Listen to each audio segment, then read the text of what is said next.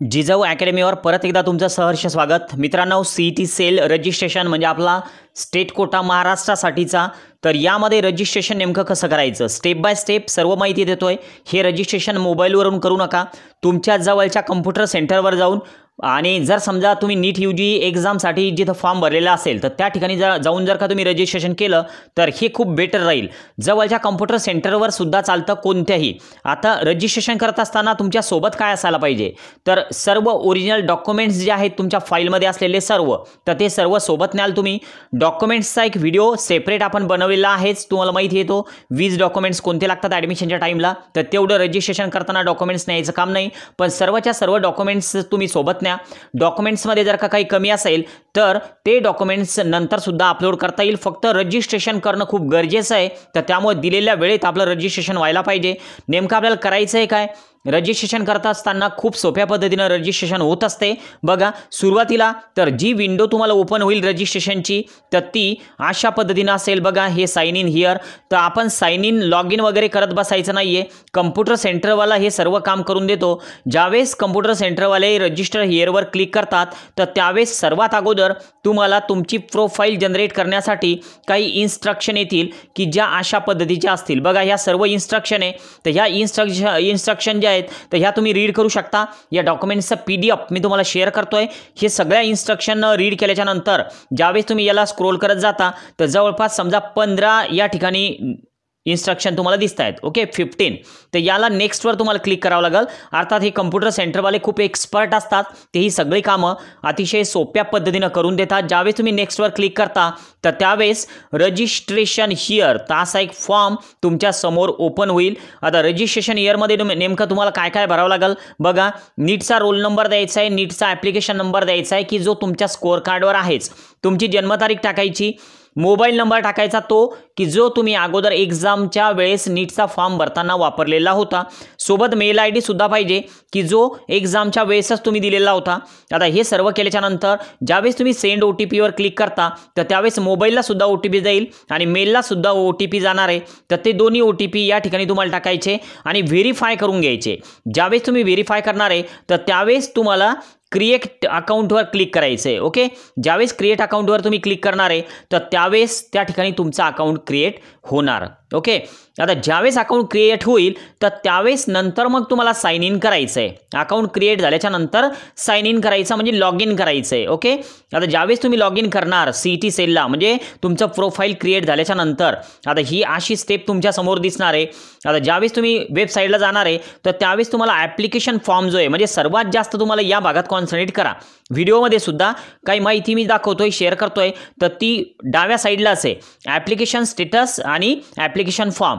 ज्यावेळेस तुम्ही ॲप्लिकेशन फॉर्मवर क्लिक करता तर त्यावेळेस तुमचा ॲप्लिकेशन फॉर्म त्या ठिकाणी ओपन होणार आहे. आणि ॲप्लिकेशन फॉर्म ओपन झाल्याच्या नंतर ही माहिती जी आहे, तर आता ही बघा, ही सर्व माहिती जी आहे तर ही तुम्हाला फिल करायची.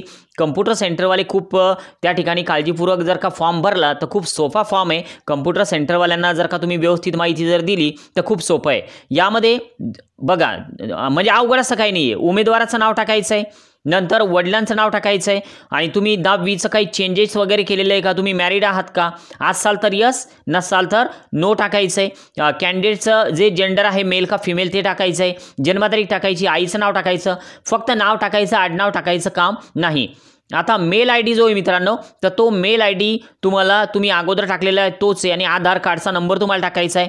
तुमचं रिलिजन जे आहे तर ते टाकायचं आहे, हिंदू आहे, मुस्लिम आहे का अजून कोणतं रिलिजन आहे तुमचं तर ते टाकायचं आहे. नंतर तुमचा जो मोबाईल नंबर आहे तो आणि एक्स्ट्रावाला मोबाईल नंबर म्हणजे अल्टरनेट मोबाईल नंबरसुद्धा प्रोव्हाइड तुम्ही करू शकता. ज्यावेळेस तुम्ही हे सर्व करणार आहे तर त्यावेळेस तुमचा परमनंट ॲड्रेससुद्धा तुम्हाला विचारला जाईल. बघा, परमनंट ॲड्रेस वगैरे हे सर्व स्क्रोल केल्याच्या नंतर ज्यावेळेस तुम्ही हे सर्व स्क्रोल करता तर त्यावेळेस परमनंट ॲड्रेस भरल्याच्या नंतर या साईडला बघा, इकडं या साईडला तुम्हाला एक नोट दिलेली आहे, present address not same with permanent address आहे ना. तर यावर क्लिक करायचं की नाही एकदा क्लिक करून बघा, कारण तुमचा permanent address present address change आहे का तोच आहे हे तुमच्यावर डिपेंड करतं. आणि या साईडला तुम्हाला एक सेव्ह अँड नेक्स्टचं ऑप्शन दिसतंय, टॅब दिसतंय. बघा, सेव्ह अँड नेक्स्ट. तर ज्यावेळेस ते क्लिक करतील तर त्यावेळेस नंतर तुमच्यासमोर परत असा फॉर्म ओपन होणार आहे. आता या फॉर्ममध्ये नेमकं काय काय दिलेलं आहे, तर तुम्ही NRI साठी अर्ज करणार आहे का. बघा आता NRI कोटा जो आहे तर त्याचं जे फी स्ट्रक्चर आहे तर ते खूप जास्त असतं, तर त्यामुळे या ठिकाणी जवळपास नोच येणार आहे. ओके, तुम्हाला जर NRI मधून ॲडमिशन करायची असेल तर मग तुम्ही याला यस करा, अन्यथा याला नोच राहू द्या, कारण फी स्ट्रक्चर खूप जास्त असतं. NRIचा कोटा तुम्हाला नो करायचा आहे. तुमचं OCI कॅन्डिडेटसुद्धा आपल्याकडे कोणीच नाही आहे पेड मेंबर्समध्ये सध्या यावर्षीसाठी, तर याला नोच करा. ओके, आता यानंतर उमेदवाराचे राष्ट्रीयत्व इंडियन आहे. ओके, तुम्ही महाराष्ट्राचे रहिवासी आहात का, तर यस आहे. तुमची कॅटेगरी सिलेक्ट करा. म्हणजे या टॅबमध्ये तुम्हाला असं भरण्यासारखं अवघड असं काही नाही आहे. ज्यावेळेस तुम्ही याला अजून समोर सेव्ह अँड नेक्स्टवर क्लिक करणार आहे तर त्यावेळेस तुमचे वार्षिक उत्पन्न वगैरे सगळं तुम्हाला टाकायचं आहे. तुमचं कास्टमध्ये तुम्ही येत आहे का, जर कास्टमध्ये जर तुम्ही येत असाल तर तुमच्याकडे जातीचा दाखला जो आहे तर तो अवेलेबल पाहिजे. तुमच्याकडे जातीचा दाखला आहे का, तर तुम्हाला यस करायचं आहे. नंतर त्या जातीच्या दाखल्याचा क्रमांक, की जो जातीच्या दाखल्यावर असतो 2-3 क्रमांक तुम्हाला त्या ठिकाणी दिसू शकतात. जातीच्या दाखल्याचा क्रमांक जो आहे तर तो व्यवस्थित पाहा, तो टाका. थोडीफार चूक जरी झाली तरी त्याला काही होणार नाही आहे. डॉक्युमेंट व्हेरिफिकेशनच्या वेळेस हे सर्व क्लिअर होतं. ओके, तुमचं जे समजा क्षेत्र आहे, तुम्ही ग्रामपंचायतमध्ये येता का, तुम्ही पंचायत समितीमध्ये येता, जिल्हा परिषदमध्ये येता, तर हे सिलेक्ट करा. इकडं ग्रामपंचायत सिलेक्ट केलेलं तुम्हाला दिसतं. ओके, तर हे भरत असताना थोडं आता तुम्ही नॉन क्रिमिलियर आहे का, तुमच्याकडे NCLचं सर्टिफिकेट आहे का, तर हे सगळं भरा. आणि ज्यावेळेस तुम्ही हे सगळं सिलेक्ट करता तर त्यावेळेस जी समोरची टॅब येते महत्त्वाची, की अपंग व्यक्तीसाठी, म्हणजे तुम्ही PWD मध्ये आहात का, या ठिकाणी तुम्हाला दिसतं, तर याला तुम्हाला नो करावं लागेल. तुम्ही जर PWD मध्ये म्हणजे तुमच्याकडे अपंगत्वाचं प्रमाणपत्र सध्या जे आता सध्या आपल्याला नीट UGसाठी लागतं ते जर नसेल तर तुम्हाला नोच करावं लागणार आहे. आता ज्यावेळेस तुम्ही हे सर्व सिलेक्ट करता तर त्यावेळेस समोरची जी विंडो आहे तर ती बघा ही अशा पद्धतीने तुम्हाला ओपन झालेली दिसेल, की तुम्ही अनाथ आहात का, म्हणजे ऑर्फनमध्ये येता का, तुम्ही PWD मध्ये येता का. तुम्ही जर येत नसाल तर याला सगळं तुम्ही नो करा. अल्पसंख्याक म्हणजे तुम्ही मायनॉरिटीमध्ये आहात का, मुस्लिम मायनॉरिटी असते, जैन मायनॉरिटी असते, तर त्यामध्ये तुम्ही आहात का, याला सुद्धा तुम्ही यस किंवा नो करू शकता, कारण सर्टिफिकेट आवश्यक आहे तुम्ही जर मायनॉरिटीमध्ये येत असाल तर. आता ज्यावेळेस तुम्ही इकडं या साईडला सेव्ह अँड नेक्स्टवर क्लिक करणार आहे तर त्यावेळेस समोरची विंडो जी ओपन होईल तर ती काही अशा पद्धतीची असेल, की ज्यामध्ये आपल्याला ॲप्लिकेशन फॉर्ममध्ये काही पर्सनल डिटेल्स टाकायचे. SCC चे मार्क्स म्हणजे 10वीचे जे काय समजा वर्ष मार्क्स वगैरे आहे तर ते कोणते टाकावं लागतात काय ते समोर बघूया. 12वीचे मार्क्स भरावे लागतात. बघा ज्या वर्षी तुम्ही SSC पास आउट केलेली आहे तर ते वर्ष तुम्हाला टाकायचं आहे या साईडला. ओके, आता यानंतर तुमच्या SSC मध्ये जी भाषा होती तर ती सिलेक्ट करायची. उर्दू होती का, अरबिक होती का, यापैकी नसेल तर तुम्ही ननवर क्लिक करू शकता. त्यामध्ये जर का तुमचं लँग्वेज जर समजा यामध्ये नसेल, लँग्वेज तुम्ही स्टडी केलेली, तर तुम्ही ननवर क्लिक करू शकता. तुमचा जो 10वीचा तालुका आहे उत्तीर्ण झाल्याचा तर तो टाका यामध्ये.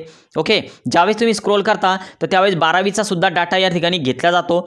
ज्यावेळेस तुम्ही ही सर्व माहिती भरणार आहे 10वी आणि 12वीची, आणि तुम्ही समजा जे काय सब्जेक्ट निवडणार आहे तर ते पास आहात, तर हे सगळं लिहिल्याच्या नंतर तुम्हाला त्या 12वीच्या सब्जेक्टचे मार्क्स भरायचे. बघा फिजिक्समध्ये किती आले आणि कितीपैकी आले, केमिस्ट्रीमध्ये किती आले, कितीपैकी आले, हे सगळं भरत चालायचं. आणि टोटल जी आहे तर ती टोटल त्या ठिकाणी ऑटोमॅटिक होणार आहे. तुमच्या पर्सेंटेजनुसार ते काय पर्सेंटेज आहे तर ते सर्व निघणार आहे. आणि या साईडला बघा, आता ही जी साईड आहे तर या साईडला ॲप्लिकेशन फॉर्मचे जे डिटेल्स आहेत ना तर ते आपण फिल करतोय. सध्या पर्सनल इन्फॉर्मेशन फिल करतोय, तर त्यामुळे त्या टॅब तुम्हाला दिसत आहेत तशा. ज्यावेळेस आपण हे सगळं भरणार आहे, हा सगळा फॉर्म भरणार, तर त्यावेळेस शेवटी आपल्याला परत एक या ठिकाणी विचारलं जातं की उमेदवार जो आहे तर तो डिफेन्समध्ये येतोय का, अजून कोणतं रिझर्वेशन त्याच्याकडे आहे का. बघा does the candidate want to claim. आता हे जे क्लेम आहे तर हे वेगवेगळे क्लेम आहेत, याला तुम्ही नन करू शकता. आता यामध्ये डिफेन्समध्ये तुम्ही येत आहे का, तर याला सुद्धा तुम्हाला डिफेन्समध्ये जर असाल तर तुमचा डिफेन्स कोटा नेमका कोणता, D1 D2 D3 हे तुम्हाला माहिती असायला पाहिजे. MKB मध्ये तुम्ही आहात का, म्हणजे महाराष्ट्र कर्नाटक बॉर्डरमध्ये आहात का. आपल्याकडे जेवढे पण रजिस्टर्ड आहेत तर त्यापैकी कोणीही MKB मध्ये नाही आहे. हिली एरियामध्ये तुम्ही असू शकता. आता नंतर हिली एरियाचं सर्टिफिकेटसुद्धा लागतं. आता हे खूप महत्त्वाचं आहे की तुम्ही कशासाठी अप्लाय करताय. बघा ही जी टॅप आहे तर ही खूप महत्त्वाची आहे. तुम्ही ज्यावेळेस हे सिलेक्ट करता तर त्यावेळेस सिलेक्ट करताना एक नंबरला दिलेलं आहे की state quota all health science courses NRI oblique institutional quota for nursing. तर हे जर तुम्ही सिलेक्ट केलं तर तुम्ही जवळपास सर्व कोर्सेससाठी रजिस्ट्रेशन त्या ठिकाणी तुमचं झालेलं असतं. याला 1000 रुपये एवढी फीज लागते. नंबर 2 जो आहे तर तो NRI कोटा आहे MBBS आणि BDS साठी. याला 5000 रुपये रजिस्ट्रेशन फी लागते. पण NRIची कॉलेजची फीस खूप जास्त असते. तुम्हाला सिलेक्ट करताना नंबर 1चं तुम्ही सिलेक्ट करू शकता.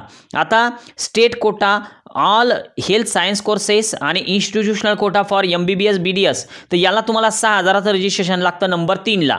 तर हे सुद्धा तुम्हाला जर करायचं असेल तर करा, पण NRIची फीस जास्त लागते. माझं मत की तुम्ही 1 नंबरची टॅब सिलेक्ट करा. आणि BDS साठी थोडा वेगळा क्रायटेरिया आहे आपल्याकडे. ज्या BDSला पेड रजिस्ट्रेशन आहे तर त्यांना मी पर्सनली मेसेज करून सांगेल की तुम्हाला BDS साठी नेमकं काय सिलेक्ट करायचं, कारण आपण BDSची ॲडमिशन जी आहे तर ती त्या ठिकाणी ज्या ठिकाणी करणार आहे तर त्याला नेमकं कोणतं रजिस्ट्रेशन लागतं तर हे मी पर्सनली तुम्हाला रिप्लाय करील. आता NRI कोटा फॉर नर्सिंग तर हे सुद्धा तुम्हाला नाही सिलेक्ट करायचं आहे.